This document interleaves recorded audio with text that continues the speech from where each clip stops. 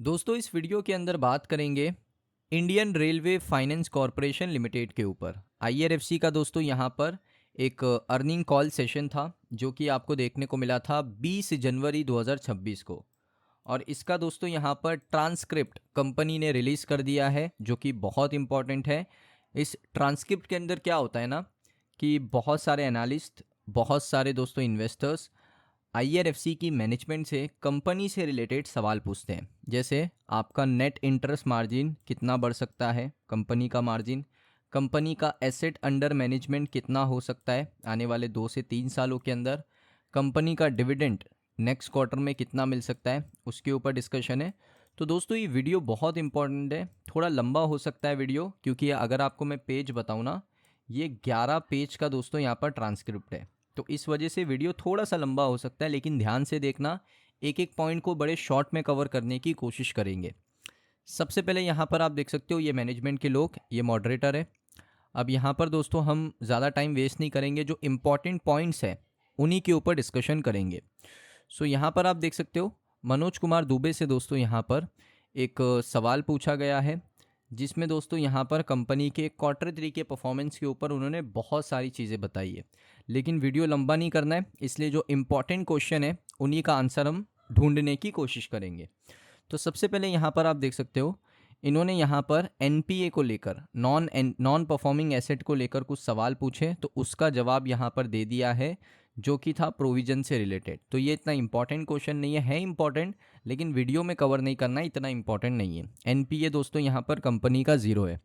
अब दोस्तों इनसे एक और चीज़ पूछी गई कि यहाँ पर सबसे इम्पॉर्टेंट है, आप देख सकते हो मोहित जैन इनका नाम है। इन्होंने कहा एसेट अंडर मैनेजमेंट से रिलेटेड इन्होंने सवाल पूछा कि क्या ये क्वार्टर ऑन क्वार्टर बेसिस पे जो आपका एयूएम है, एसेट अंडर मैनेजमेंट है, वो बढ़ेगा।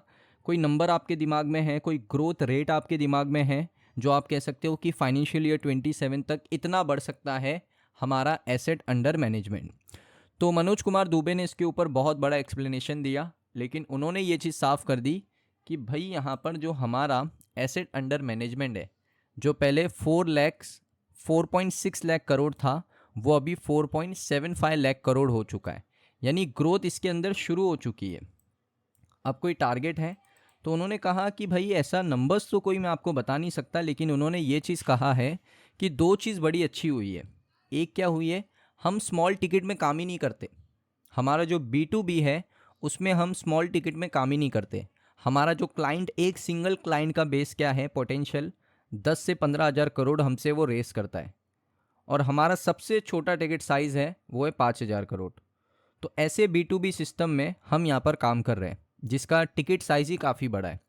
उसके बाद उन्होंने कहा कि Q4 के अंदर डिसबर्समेंट, और टिपिकली अगर आप ग्रीन फील्ड प्रोजेक्ट को लेते हो तो 3 से 4 सालों में हम डिसबर्स कर सकते हैं। यानी कोई ग्रीन एनर्जी का प्रोजेक्ट आएगा तो उसको आईआरएफसी 3 से 4 सालों में क्या करेगा, डिसबर्समेंट कर देगा, यानी पैसा दे देगा।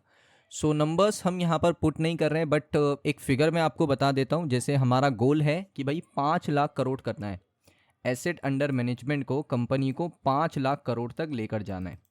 अब दोस्तों यहाँ पर इसके बाद CNBC के साथ उन्होंने बात किया, टीवी पे भी उन्होंने काफ़ी बार बात किया मनोज कुमार दुबे ने, कि अगले 5 साल का प्लान यही है कि हमें यहाँ पर 60-40 करना है। यानी हमारा जो रेवेन्यू आएगा वो 60% आएगा कोर रेलवे इकोसिस्टम से।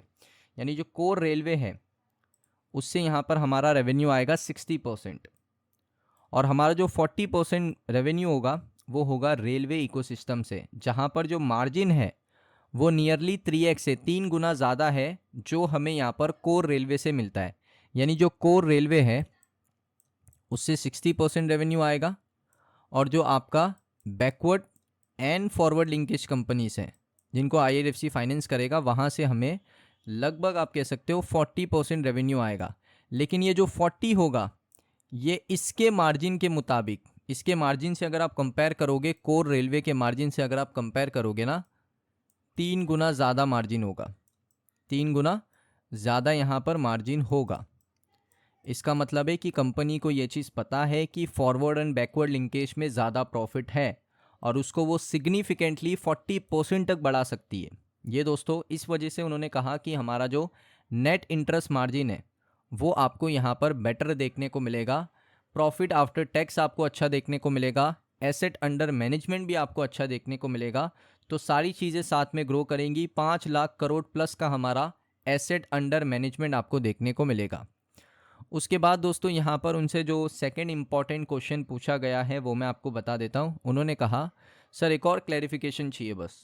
आपका जो 40% आपने कहा कि भाई नॉन रेलवे इकोसिस्टम से हम 40% रेवेन्यू अर्न करेंगे, क्या आप उसके अंदर कोई कंपटीशन आपको देखने को मिल रहा है? क्योंकि अदर प्लेयर भी है, पीएसयू प्लेयर भी है और बहुत सारी कंपनीज है जो आपको compete कर रही है।